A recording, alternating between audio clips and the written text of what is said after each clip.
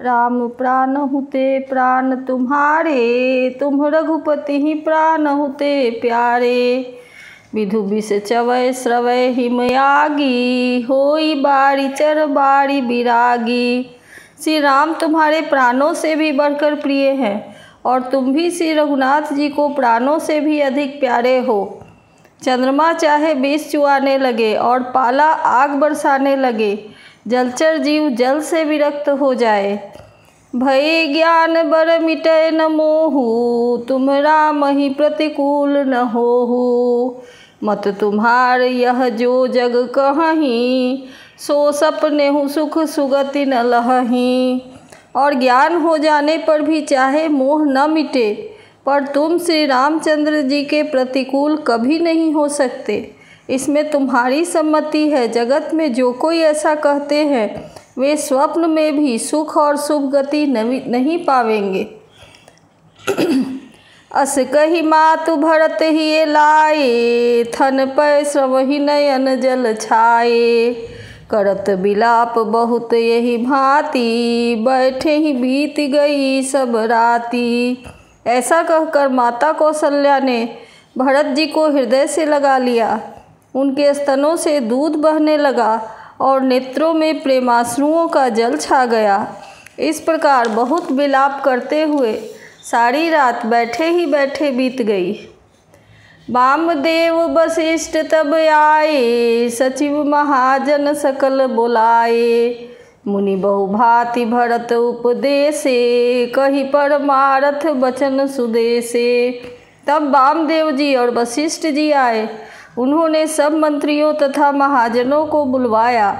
फिर मुनि वशिष्ठ जी ने परमार्थ के सुंदर समयानुकूल वचन कहकर बहुत प्रकार से भरत जी को उपदेश दिया। तात हृदय धीरज धरहु, करहु जो अवसर आज। उठे भरत गुरु बचन सुनी, करन कहेउ सब साज।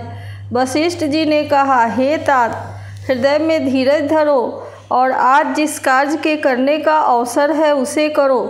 गुरु जी के वचन सुनकर भरत जी उठे और उन्होंने सब तैयारी करने के लिए कहा। निपतनु वेद विदित अनहवावा, परम विचित्र विमान बनावा। वही पद भरत मात सब राखी, रही रानी दर्शन अभिलाषी। वेदों में बताई हुई विधि से राजा की देह को स्नान कराया गया और परम विचित्र विमान बनाया गया। भरत जी ने सब माताओं को चरण पकड़कर रखा, अर्थात प्रार्थना करके उनको सती होने से रोक लिया। वे रानियां भी श्री राम के दर्शन की अभिलाष से रह गई।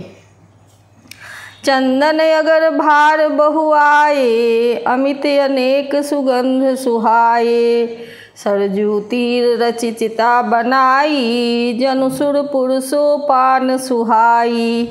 चंदन और अगर के तथा और भी अनेकों प्रकार के अपार कपूर, गुग्गुल, केसर आदि सुगंध द्रव्यों से बहुत से बोझ आए। सरजू जी के तट पर सुंदर बनाई गई मानो स्वर्ग की सुंदर सीढ़ी हो।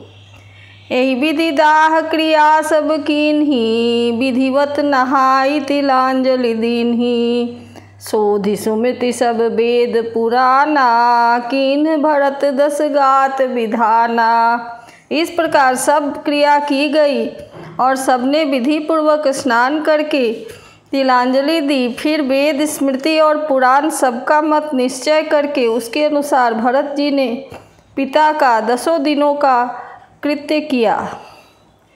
जह जस मुनिबर आय सुदीन्हा, तह तस सहस भांति सब कीन्हा। भय विशुद्ध दिए सब दाना, धेनु बाजी गज वाहन नाना।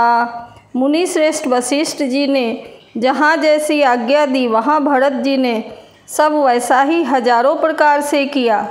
शुद्ध हो जाने पर विधि पूर्वक सब दान दिए। गौए तथा घोड़े, हाथी आदि अनेक प्रकार की सवारियाँ, सिंहासन भूषण बसन, अन्न धरनि धन धाम। दिए भरत लहि भूमि सुर, भे परिपूर्ण काम। सिंहासन, गहने, कपड़े, अन्न, पृथ्वी, धन और मकान भरत जी ने दिए। भूदेव ब्राह्मण दान पाकर परिपूर्ण काम हो गए, अर्थात उनकी सारी मनोकामनाएं अच्छी तरह से पूरी हो गईं। पितुहित भरत कीन्ह जस करनी, सो सुख सो मुख लाख जाई नहीं बरनी। सुदिन सोधि मुनि बर तब आए, सचिव महाजन सकल बुलाए। पिताजी के लिए भरत जी ने जैसी करनी की वह लाखों मुखों से भी वर्णन नहीं की जा सकती। तब शुभ दिन शोध कर श्रेष्ठ मुनि वशिष्ठ जी आए और उन्होंने मंत्रियों तथा सब महाजनों को बुलवाया। बैठे राजसभा सब जाई, पठे बोली भरत दो भाई। भरत वशिष्ठ निकट बैठारे, नीति धर्ममय वचन उचारे। सब लोग राजसभा में जाकर बैठ गए। तब मुनि ने भरत जी तथा शत्रुघ्न जी दोनों भाइयों को बुलवा भेजा। भरत जी को वशिष्ठ ने अपने पास बैठा लिया और नीति तथा धर्म से भरे हुए वचन कहे। प्रथम कथा सब मुनि बर बरनी, कय कई कुटिल कीन्ह जस करनी। भूप धर्म व्रत सत्य सराहा, जेहि तनु परिहरि प्रेम निबाहा।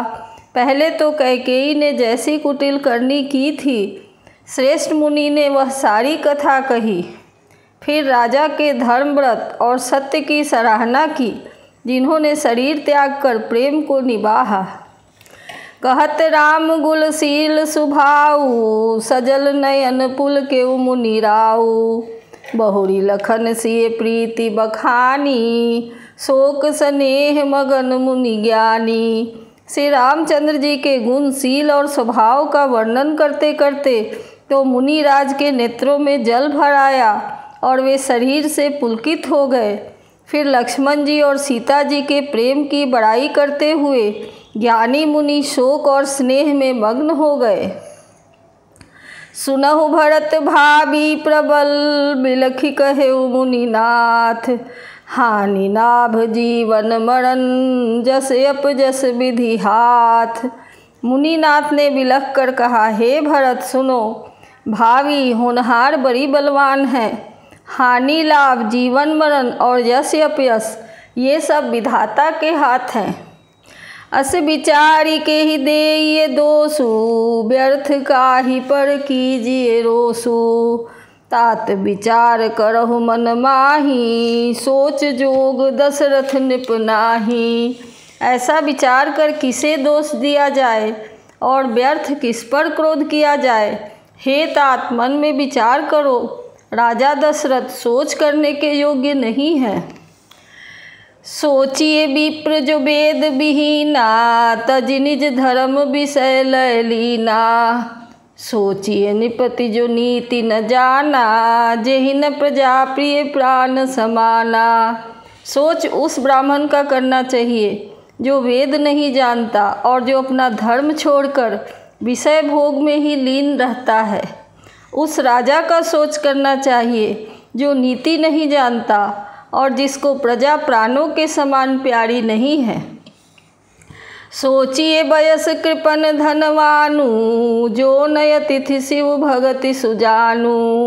सोचिए शूद्र विप्र अवमानी, मुखर गमान प्रिय ज्ञान गुमानी। उस वैश्य का सोच करना चाहिए जो धनवान होकर भी कंजूस है और जो अतिथि सत्कार तथा शिव जी की भक्ति करने में कुशल नहीं है। उस शूद्र का सोच करना चाहिए जो ब्राह्मणों का अपमान करने वाला, बहुत बोलने वाला, मान बड़ाई चाहने वाला और ज्ञान का घमंड रखने वाला है। सोचिए पुनिपति वंचक नारी, कुटिल कलह प्रिय इच्छाचारी। सोचिए बटु निज व्रत परिहरई, जो नहीं गुर आयसु अनुसरई। पुनः उस स्त्री का सोच करना चाहिए जो पति को छलने वाली, कुटिल, कलह प्रिय और स्वेच्छाचारिणी है। उस ब्रह्मचारी का सोच करना चाहिए जो ब्रह्मचर्य व्रत को छोड़ देता है और गुरु की आज्ञा के अनुसार नहीं चलता। सोचिए गृही जो मोह बसा करई करम पथ त्याग। सोचिए जति प्रपंच रता विगत बेक विराग। उस गृहस्थ का सोच करना चाहिए जो मोहवश कर्म मार्ग को त्याग कर देता है। उस सन्यासी का सोच करना चाहिए जो दुनिया के प्रपंच में फंसा हुआ है और ज्ञान वैराग्य से हीन है। बैखानस सोई सोचे जोगु तप बिहाई जेहि भावई भोगु। सोचिए पिसुन अकारण क्रोधी जननी जनक गुर बंधु विरोधी। वानप्रस्थ वही सोच करने योग्य है जिसको तपस्या छोड़कर भोग अच्छे लगते हैं। सोच उसका करना चाहिए जो चुगलखोर है, बिना ही कारण क्रोध करने वाला है तथा माता पिता गुरु एवं भाई बंधुओं के साथ विरोध रखने वाला है। सब विधि सोचिए पर अपकारी निज तनु पोषक निर्दय भारी। सोचनीय सब ही विधि सोई जो न छाड़ी छल हरिजन होई। सब प्रकार से उसका सोच करना चाहिए जो दूसरों का अनिष्ट करता है, अपने ही शरीर का पोषण करता है और बड़ा भारी निर्दयी है। और वह भी सभी प्रकार से सोच करने योग्य है जो छल छोड़कर हरि का भक्त नहीं होता। सोचनीय नहीं कौशल राउ भुवन चारि दस प्रकट प्रभाऊ। भयउ न अहै न अब हुनिहारा भूप भरत जस पिता तुम्हारा। कौशल राज दशरथ जी सोच करने योग्य नहीं है, जिनका प्रभाव 14 लोकों में प्रकट है।